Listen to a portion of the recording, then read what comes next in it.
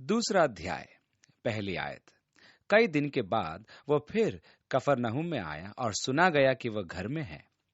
यीशु के आगमन का समाचार तुरंत फैल गया कि वह वहां एक घर में ठहरा हुआ है। दूसरी आयत में लिखा है, फिर इतने लोग इकट्ठे हुए कि द्वार के पास भी जगह नहीं मिली और वह उन्हें वचन सुना रहा था। मुझे यह पद बहुत अच्छा लगता है। वचन से हटकर प्रचार हेतु ही है क्या? वचन के अतिरिक्त प्रचार के लिए कुछ नहीं होता है। प्राय प्रचारक अन्य बातें अधिक सुनाते हैं और वचन का सीधा प्रचार बहुत कम करते हैं। टीवी देखिए और रेडियो सुनिए, विविध विषय हैं जिनका प्रचार किया जाता है। व्यक्तिगत अनुभव, बेसिर पैर के अनुभव, वचन का प्रचार करना बहुत आवश्यक है। तीसरी आयत में, और लोग एक झोले के मारे हुए को 4 मनुष्यों से उठवाकर उसके पास ले आए, परंतु जब वे भीड़ के कारण उसके निकट न पहुंच सके तो उन्होंने उस छत को जिसके नीचे वह था खोल दिया, और जब उसे उधेड़ चुके तो खाट को जिस पर झोले का मारा हुआ पड़ा था लटका दिया। 4 व्यक्ति एक झोले के मारे हुए को घर की छत खोलकर यीशु के सामने पहुंचाते हैं, क्योंकि यीशु घर में था और प्रवेश द्वार पर खचाखच भीड़ जमा थी। जब किसी प्रकार छत खोलकर उस रोगी को नीचे लटकाया तो वह यीशु के सामने ठीक पहुंच गया। 5वीं आयत में, यीशु ने उनका विश्वास देखकर उस झोले के मारे हुए से कहा, हे पुत्र, तेरे पाप क्षमा हुए। रोगी के मित्र अत्यधिक निराश हुए होंगे। हे प्रभु, हम इसके पाप क्षमा कराने नहीं अपितु रोग मुक्ति के लिए इसे तेरे पास लाए थे। तेरे पाप क्षमा हुए। परमेश्वर के समक्ष उद्धार प्रथम है। लिखा भी है कि स्वर्ग में अंग भंग होकर प्रवेश करना नरक में जाने से उत्तम है। उद्धार प्रदान कर ज्योति राज्य में लाना परमेश्वर का सबसे बड़ा चमत्कार है। यीशु भी प्राथमिक कार्य को सर्वप्रथम करता है। यीशु द्वारा कहा जाना कि पुत्र, तेरे पाप क्षमा हुए उद्धार की घोषणा है, जिसे फरीसियों ने तुरंत पकड़ लिया। 6ठी आयत में, तब कई एक शास्त्री जो वहां बैठे थे अपने अपने मन में विचार करने लगे। वे कहने लगे कि यह परमेश्वर की निंदा करता है। यह मनुष्य क्यों ऐसा कहता है? यह तो परमेश्वर की निंदा करता है। परमेश्वर को छोड़ और कौन है जो पाप क्षमा कर सकता है? 7वीं आयत, यह मनुष्य क्यों ऐसा कहता है? यह तो परमेश्वर की निंदा करता है। परमेश्वर को छोड़ और कौन है जो पाप क्षमा कर सकता है? उनका यह दूसरा कथन सही था, पहला नहीं, परंतु वे नहीं जानते थे कि यीशु ही परमेश्वर है। वो परमेश्वर की निंदा नहीं कर रहा है। भजन संहिता 51 में राजा दाऊद बेतशीबा के साथ पाप के कारण नातान द्वारा झिड़के जाने के पश्चात कहता है, हे परमेश्वर, अपनी करुणा के अनुसार मुझ पर अनुग्रह कर, अपनी बड़ी दया के अनुसार मेरे अपराधों को मिटा दे। मैंने केवल तेरे ही विरुद्ध पाप किया है। केवल परमेश्वर ही मनुष्य के पाप क्षमा कर सकता है। इसलिए वे उचित कहते थे कि पाप क्षमा करने वाला परमेश्वर ही है। हाँ, उनका यह कहना भी उचित नहीं था कि यीशु परमेश्वर की निंदा कर रहा था। वह तो केवल उन पर अपनी वास्तविकता प्रकट कर रहा था। ध्यान दीजिए कि एक युवा धनी व्यवस्थापक आकर उसे अच्छा गुरु कहने लगा तो यीशु ने उससे कहा कि अच्छा तो केवल परमेश्वर है, तू मुझे क्यों अच्छा कहता है?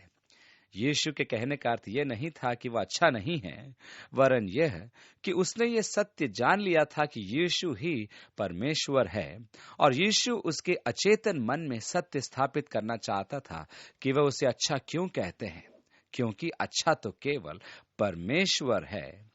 यीशु ये जानता था कि फरीसी ये सुनकर विचलित हो उठेंगे, परंतु उसे अपना दिव्य अधिकार तो दर्शाना ही था, इसलिए उसने कहा कि उसके पाप क्षमा हुए। 8वीं आयत में, यीशु ने तुरंत अपनी आत्मा में जान लिया कि वे अपने अपने मन में ऐसा विचार कर रहे हैं और उनसे कहा, तुम अपने अपने मन में ये विचार क्यों कर रहे हो? सहज क्या है? क्या झोले के मारे से यह कहना कि तेरे पाप क्षमा हुए, या यह कहना कि उठ अपनी खाट उठाकर चल फिर? क्या कहना आसान है? कहने मात्र के लिए दोनों में से कुछ भी कहना आसान है, परंतु यदि यह कहा जाए कि तेरे पाप क्षमा हुए तो उसे सिद्ध करने के लिए कोई प्रत्यक्ष चिन्ह की आवश्यकता अवश्य होगी। अन्यथा कैसे ज्ञात होगा कि पाप क्षमा हो गए? इसलिए यह कहना उचित होगा कि खाट उठाकर चल, परंतु यह जोखिम भरा काम है, क्योंकि यदि वह उठ न पाया तो आप फंस गए और आपके स्वांग का भेद खुल गया। परंतु यदि आपके कहते ही वह उठकर खड़ा हो गया तो यह आपकी सामर्थ का प्रमाण है। इसलिए यीशु ने कहा, परंतु जिससे तुम जान लो कि मनुष्य के पुत्र को पृथ्वी पर पाप क्षमा करने का भी अधिकार है। उसने उस झोले के मारे हुए से कहा, मैं तुझसे कहता हूं, उठ, अपनी खाट उठाकर अपने घर चला जा। और वह उठा और तुरंत खाट उठाकर और सबके सामने से निकलकर चला गया। इस पर सब चकित हुए और परमेश्वर की बड़ाई करके कहने लगे कि हमने ऐसा कभी नहीं देखा। अलौकिक। उन्होंने आश्चर्यचकित हो परमेश्वर की महिमा की। यीशु ने पहाड़ी उपदेश में कहा था, उसी प्रकार तुम्हारा उजियाला मनुष्यों के सामने चमके कि वे तुम्हारे भले कामों को देखकर तुम्हारे पिता की जो स्वर्ग में है बड़ाई करें। उजियाले के चमकने और भले कामों को करने की दो विधियां हैं। एक तो यह है कि मनुष्य की महिमा हो, कि जब कोई आपके कार्यों को देखे तो कहे, वाह, कैसा प्रतापी व्यक्ति है, क्या यह व्यक्ति विशेष नहीं? और दूसरा यह है कि मनुष्य के कार्यों को देखकर परमेश्वर की महिमा प्रकट हो। यीशु के कार्यों को देखकर लोग परमेश्वर की स्तुति करते थे। विश्वासियों के कामों को देखकर भी परमेश्वर की स्तुति होनी चाहिए। परमेश्वर कैसा महान है, क्या वह भला नहीं? क्या परमेश्वर महान नहीं? हमें अपने काम इस प्रकार करने चाहिए कि हम नहीं परंतु परमेश्वर की महिमा हो। जब मैं 4 या 5 वर्ष का था तो मेरे स्वभाव में भी प्रशंसा की और वाहवाही लूटने की लालसा थी। खेल के मैदान में मैं बॉल लेकर भागता था कि उद्घोषक बार बार मेरा नाम पुकारे और शाबाशी देता रहे। दर्शक गण भी मेरी प्रशंसा में नारे लगाएं, ऐसा मैं सोचता था। मैं लोगों का ध्यान अपनी ओर आकर्षित करना चाहता था। मैं प्रशंसा चाहता था। मैं दर्शकों द्वारा वाह वाह चाहता था। यही मनुष्य का पुराना स्वभाव है। परंतु जब मैं बढ़ता गया तो लालसा भी मेरे साथ बढ़ती गई। मानव स्वभाव आखिर यही है। जब मनुष्य मसीह को ग्रहण कर लेता है तो उसका पुराना स्वभाव जाता रहता है, क्योंकि वह मसीह में मृतक है और उसका नया जीवन अपने कार्यों द्वारा मसीह और परमेश्वर को महिमा प्रदान करता है। यीशु इसका सर्वश्रेष्ठ उदाहरण है। उसके चमत्कार को देखकर दर्शकों ने परमेश्वर की महिमा की। 13वीं आयत, वह फिर निकलकर झील के किनारे गया और सारी भीड़ उसके पास आई और वह उन्हें उपदेश देने लगा। जाते हुए उसने हलफई के पुत्र लेवी को चुंगी लेने वाले की चौकी पर बैठे देखा। मत्ती कफरनहूम में चुंगी लिया करता था। एक रोचक बात यह है कि यीशु ने कफरनहूम से अधिकांश शिष्यों का आह्वान किया। मार्ग में चलते हुए यीशु ने उसको बुला लिया और उससे कहा, मेरे पीछे हो ले, और वह उठकर उसके पीछे हो लिया। 14वीं आयत में, और वह उसके घर में भोजन करने बैठा और बहुत से चुंगी लेने वाले और पापी यीशु और उसके चेलों के साथ भोजन करने बैठे। मत्ती ने यीशु के लिए बड़े भोज का आयोजन किया। मत्ती इस खोज का उल्लेख करता है, परंतु यह नहीं कहता कि अतिथि सत्कार वह स्वयं कर रहा था। अन्य सुसमाचार के लेखक स्पष्ट करते हैं कि अतिथि सत्कार मत्ती ने स्वयं किया था। मत्ती ने संभवतः यीशु के आह्वान से हर्षित होकर अपने मित्रों को भी निमंत्रण दिया था, अर्थात सराय के मालिकों एवं अन्य पापियों को भी बुला लिया था। वह यह भी चाहता होगा कि उसके मित्रों की यीशु से भेंट हो। मत्ती और उसके मित्र जनसाधारण एवं प्रतिष्ठित व्यक्तियों में पापी माने जाते थे। मनुष्य संसार में राज्य करना चाहता है, परंतु मैं उस नए राज्य की प्रतीक्षा कर रहा हूं जहां धार्मिकता वास करती है। 15वीं आयत में आगे, क्योंकि वे बहुत से थे और उसके पीछे हो लिए थे, और शास्त्रियों और फरीसियों ने यह देखकर कि वह तो पापियों और चुंगी लेने वालों के साथ भोजन कर रहा है, उसने चेलों से कहा, वह तो चुंगी लेने वालों और पापियों के साथ खाता पीता है। उनकी स्तब्धता तथा ग्लानि को समझने के लिए आपको यहूदी संस्कृति का ज्ञान होना आवश्यक है। यहूदी परंपरा में किसी के साथ भोजन करने का अर्थ होता था कि वे सब एक प्रवृत्ति के व्यक्ति हैं, और क्योंकि वे सब एक ही रोटी तोड़ते थे तथा एक ही प्याले में डुबाकर खाते थे, अर्थात यदि आप और मैं साथ साथ भोजन कर रहे हैं तो हम दोनों बारी बारी से एक ही रोटी में से तोड़ेंगे और सब्जी की थाली एक ही होगी जिसमें से हम दोनों खाएंगे। उनकी धारणा में एक ही भोजन में सहभागी होने का अर्थ होता था एक आत्मा एवं एक जान, जिसका अर्थ है एक से कार्य तथा एक से विचार। इस प्रकार उनकी समझ में साथ में खाना खाने से सब आपस में एक हो जाते हैं। यही कारण था कि यहूदी अन्य जातियों के साथ भोजन नहीं करते थे, और जब यीशु ने पापियों एवं चुंगी लेने वालों के साथ भोजन किया तो वे चकित थे, परंतु परमेश्वर ने उसे हमारे जैसा बनाया। देखिए, दूसरा कुरिन्थियों उसके 5वें अध्याय की 21वीं आयत में लिखा है, जो पाप से अज्ञात था उसी को उसने हमारे लिए ठहराया कि हम उसमें होकर परमेश्वर की धार्मिकता बन जाएं। उसने हमारे साथ अपने पहचान बनाए कि वह हमारा उद्धार करे। यीशु ने यह सुनकर उनसे कहा, भले चंगे को वैद्य की आवश्यकता नहीं, परंतु बीमारों को है। मैं धर्मियों को नहीं, परंतु पापियों को बुलाने आया हूं। यूहन्ना के चेले और फरीसी उपवास करते थे, सो उन्होंने आकर उससे यह कहा कि यूहन्ना के चेले और फरीसियों के चेले क्यों उपवास रखते हैं, परंतु तेरे चेले उपवास नहीं रखते? यीशु ने उनसे कहा, जब तक दुल्हा बारातियों के साथ रहता है, क्या वे उपवास कर सकते हैं? सो जब तक दुल्हा उनके साथ है, तब तक वे उपवास नहीं रख सकते। परंतु वे दिन आएंगे कि दुल्हा उनसे अलग किया जाएगा, उस समय वे उपवास करेंगे। उपवास एक संस्कार है जिसमें देह का इनकार किया जाता है। यह आत्म त्याग या आत्म उत्पीड़न के सदृश प्रथा है। यह अहम का इनकार है। यीशु ने इस पृथ्वी पर वास करते समय अपने शिष्यों को उपवास करने के लिए कभी प्रोत्साहित नहीं किया, क्योंकि उसके रहते उनका आनंद का समय था। उनका उपवास का समय आरंभ होगा यीशु के चले जाने के बाद। पुराने नियम में हम देखते हैं कि दानियेल उपवास में आत्म पीड़ित होता था और परमेश्वर से प्रार्थना करता था। उपवास में वो मदिरा नहीं पीता था और मांस नहीं खाता था। इस प्रकार अनेक रूप में आत्म त्याग किया जाता था। उपवास भी अनेक प्रकार के होते हैं। संपूर्ण त्याग, जिसमें केवल पानी पीना होता है, जिसमें शरीर का निर्जलीकरण न हो, तथा दूसरा प्रार्थना करते समय विशेष प्रकार के भोजन से इनकार करना। प्रार्थना और वचन उसी प्रकार आत्मा का पोषण करते हैं जिस प्रकार भोजन शरीर का पोषण करता है। हम 3 बार भोजन करना नहीं भूलते। हम शरीर की निष्ठापूर्वक सुधि लेते हैं, परंतु आत्मा के सुधि लेने में हम प्राय चूक जाते हैं। आत्मा और शरीर में परस्पर द्वंद्व रहता है। अधिकांश समय शरीर का आत्मा पर विजयी होने का प्रमुख कारण यही है कि मनुष्य की प्राथमिकता शरीर का पोषण है, न कि आत्मा का। मैं शरीर को तो खूब खिलाता पिलाता हूं, परंतु आत्मा को भूखा मारता हूं। उपवास एवं प्रार्थना इस स्वार्थपूर्ण प्रक्रिया के विपरीत है। इस प्रकार आत्मा सामर्थी होकर शरीर पर विजयी हो जाती है। उपवास रखने का वास्तविक उद्देश्य यही है कि आत्मा को प्रार्थनाओं द्वारा सामर्थ्य प्राप्त हो और वह शरीर पर विजयी हो जाए। जब फरीसियों, शिष्यों तथा धार्मिक रीति रिवाज अर्थात उपवास एवं संस्कारों का विवाद उत्पन्न हुआ, तो यीशु ने 21वीं आयत में कहा, कोरे कपड़े का पैबंद पुराने पहरावन पर कोई नहीं लगाता, नहीं तो वो पैबंद उसमें से कुछ खींच लेगा, अर्थात नया पुराने से, और वो और फट जाएगा। यीशु जिस समय में ये वृत्तांत कहता है, उस समय सेनफोराइज्ड यानी कि विभिन्न प्रकार के कपड़ों को जोड़कर लोग वस्त्र नहीं बनाते थे। उस जमाने में लोग एक ही कपड़े का वस्त्र सीते थे।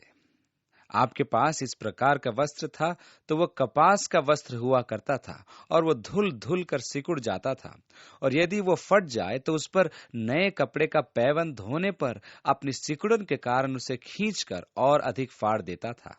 इस कारण पुराने वस्त्र पर नए कपड़े का पैबंद नहीं लगाया जाता था। 22वीं आयत में आगे, नए दाखरस को पुरानी मशकों में कोई नहीं रखता, नहीं तो दाखरस मशकों को फाड़ देगा और दाखरस और मशकें दोनों नष्ट हो जाएंगी। इसलिए दाख का नया रस नई मशकों में भरा जाता है। यीशु के कहने का अर्थ यह था कि धार्मिक तंत्र इतना अधिक हठीला हो गया है कि उसका पुनरुद्धार असंभव है। इसलिए परमेश्वर के नए दाखरस, नए काम को स्वीकार करना उसके वश में नहीं है। इसलिए परमेश्वर को उसकी सीमाओं से बाहर कार्य करने होते हैं। आज भी परमेश्वर को मनुष्यों में आत्मा के कार्यों के लिए कलीसियाई तंत्र से बाहर निकलना पड़ता है कि नई मशकें, नया संस्थान स्थापित करें, कि नई दाखरस अर्थात नया कार्य सफलतापूर्वक किया जाए। जब परमेश्वर ने हिप्पियों में नवजागरण का कार्य करना चाहा, तो कलीसियाई तंत्र उन लंबे बाल वाले नंगे पैर के युवाओं को स्वीकार नहीं कर पाया। मेरी प्रार्थना यही है कि परमेश्वर हमें नम्रता प्रदान करे। मैं एक लकीर का फकीर नहीं बनना चाहता, और मैं यह नहीं चाहता कि लोग मुझे समझाएं। हमेशा यही हुआ है। मैं तो सदा यही चाहता हूं कि नम्र होकर आत्मा को काम करने दूं। धन्य हैं वे जो नम्र हैं, क्योंकि वे कभी न टूटेंगे। आपकी कलीसिया विधान स्वीकार करे या न करे, परमेश्वर तो अपना काम करेगा, और जो भी कठोर बनेगा वो टूट जाएगा। अतः उचित स्वभाव तो यह है कि प्रत्येक मसीही जन कहे कि परमेश्वर ने इस प्रकार काम किया था, परंतु अब वह इस प्रकार काम करना चाहता है, इसलिए हम नम्र हों। परमेश्वर किसी कार्य पद्धति में सीमित नहीं रहता। मनुष्य की एक ही महान भूल है कि वह परमेश्वर को किसी पुरानी पद्धति में बांध कर रखना चाहता है। वह कहता है कि पिछली बार परमेश्वर ने इस रूप में कार्य किया था, इसलिए वह हमें वही पद्धति इस बार भी अपनानी है। परंतु वह हर बार एक नई पद्धति का विकास करता है। वह मानव निर्मित बंधनों को पार निकालता है। यही कारण है कि आत्मा की विधियां अनेक हैं। 23वीं आयत में, और ऐसा हुआ कि वह सब्त के दिन खेतों में से होकर जा रहा था, और उसके चेले चलते हुए बालें तोड़ने लगे। मई और जून के आरंभिक माह में गेहूं लगभग पक जाता है। तब आप यदि उसकी बाल को हथेली पर रगड़कर भूसा उड़ा दें, तब आपके पास कुछ गेहूं के दाने होंगे। वे चबाने के लिए नरम होते हैं, इसलिए आप उन्हें चबा सकते हैं। कुछ समय चबाने के पश्चात वह एक प्रकार का च्युइंग गम बन जाता है, जिसे आप चाहें तो पूरे दिन चबाते रह सकते हैं। जब हम छोटे थे तो हम मुर्गियों के खाने में से गेहूं के दाने चुनकर उन्हें तब तक चबाते थे जब तक कि वह हमारे मुंह में च्युइंग गम न हो जाए, क्योंकि हमारे पास च्युइंग गम खरीदने के लिए पैसे नहीं होते थे। हम इसी गेहूं के च्युइंग गम को दिन भर खाते रहते थे। यदि यथार्थ में देखा जाए तो यह स्वास्थ्य वर्धक होता है। शिष्य ने भी यही कार्य किया था। जब वे गेहूं के खेत से जा रहे थे, उन्होंने बालें तोड़ी और रगड़कर उनमें से गेहूं के दाने निकालकर खाने लगे। 24वीं आयत में आगे लिखा है, फरीसियों ने उससे कहा, देख, ये सब्त के दिन ये काम क्यों करते हैं जो उचित नहीं है। उसने उनसे कहा, क्या तुमने कभी नहीं पढ़ा कि जब दाऊद को आवश्यकता हुई और जब वह और उसके साथी भूखे थे, तब उसने क्या किया था? उसने क्यों कर अबियातार महायाजक के समय परमेश्वर के भवन में जाकर भेंट की रोटियां खाई थी, जिसका खाना याजकों को छोड़ और किसी को भी उचित नहीं था, और अपने साथियों को भी दी। और उसने उनसे कहा, सब्त का दिन मनुष्य के लिए बनाया गया है, न कि मनुष्य सब्त के दिन के लिए। इसलिए मनुष्य का पुत्र सब्त के दिन का भी स्वामी है। मानवीय आवश्यकता विधि विधान पर वरीयता स्थापित करती है। उस समय शिष्य भूखे थे। भूख एक मानवीय आवश्यकता है। परमेश्वर ने व्यवस्था में इसका प्रावधान भी किया था। व्यवस्था के अनुसार खेत से जाते समय बाल तोड़ के खाई जा सकती थी, परंतु उसे उठाकर खेत से बाहर लाना, हंसियां लगाकर काटना तथा उसे खेत से बाहर लाना वर्जित था। उसी प्रकार बगीचे से फल तोड़कर खाया जा सकता था, परंतु एक भी फल को बगीचे से बाहर नहीं लाया जा सकता था। वह बगीचे में बेचा नहीं जा सकता, परंतु तोड़कर खाया जा सकता था। शिष्य भी यही कर रहे थे कि किसी के खेत से बालें तोड़कर खा रहे थे, और वह सब्त का दिन था। फरीसियों और शास्त्रियों के लिए यह व्यवस्था का उल्लंघन करना हुआ। क्यों सब्त के दिन कार्य करना वर्जित था? यीशु ने कहा, वे भूखे हैं इसलिए तोड़कर खा रहे हैं। शाऊल से भागते समय दाऊद और उसके साथियों को महायाजक अबियातार ने दाऊद के आग्रह पर मिलाप वाले तंबू की रोटियां खाने के लिए दी थीं। उसके और उसके साथियों ने रोटियां खाई। यह भी व्यवस्था का उल्लंघन था, क्योंकि उन रोटियों को केवल याजक ही खा सकते थे।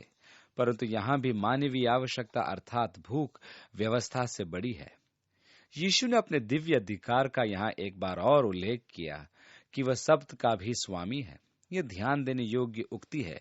सब्त का दिन मनुष्य के लिए बनाया गया है, न कि मनुष्य सब्त के दिन के लिए। इस कारण बुद्धिमानी से इस दिन विश्राम करके अपने स्वास्थ्य का नवीनीकरण करें। परमेश्वर ने यह दिन आपके विश्राम के लिए बनाया है। स्वतंत्र होकर विश्राम कीजिए, आप एक स्वस्थ व्यक्ति बनेंगे। परंतु होता यह है कि हम अपने दैनिक कार्यकलापों में व्यस्त होकर भाग दौड़ में लगे रहते हैं। इसलिए सब्त के दिन का लाभ उठाइए।